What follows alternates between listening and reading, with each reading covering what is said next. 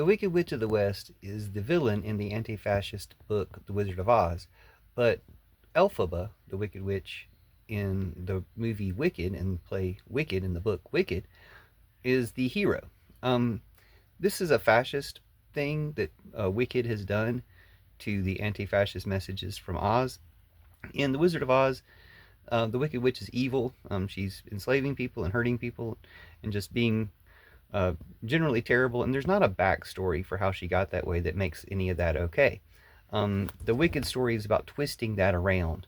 Now, one of the interesting things about Elphaba is people relate to her and sympathize with her. And I'm not saying anything against that. That's great if her character helps people feel better. I think just people could feel even better if they read the Oz books and knew an even better framework and philosophy and worldview to see these things from. Um, and I can kind of prove that. There's an interesting thing about Elphaba that her gender identity is kind of vague. I know from just researching how to spell her name that a common question that comes up related to Elphaba is she gender fluid, or is she trans or something like that? Is there something about her gender that makes her an interesting character? And not so much that they made it explicit in the story, as far as we know. And of course, the story was written many years ago, but that's not an excuse because the problem with even having that question, and again, it's great if people can resonate and see her as a hero to them because of their gender identity.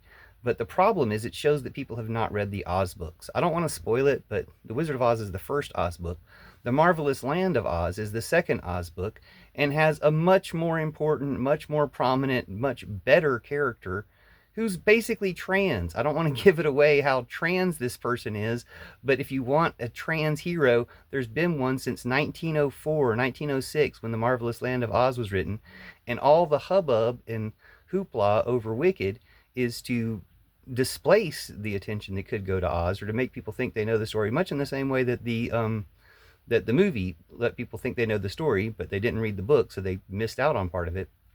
And I don't want to spoil that, but that character is so important in the Oz universe that to have questions, or the hope that Elphaba might be non-binary or something that you can relate to, just shows how far we as a culture are away from the treasures that are in Oz, including a very important trans character.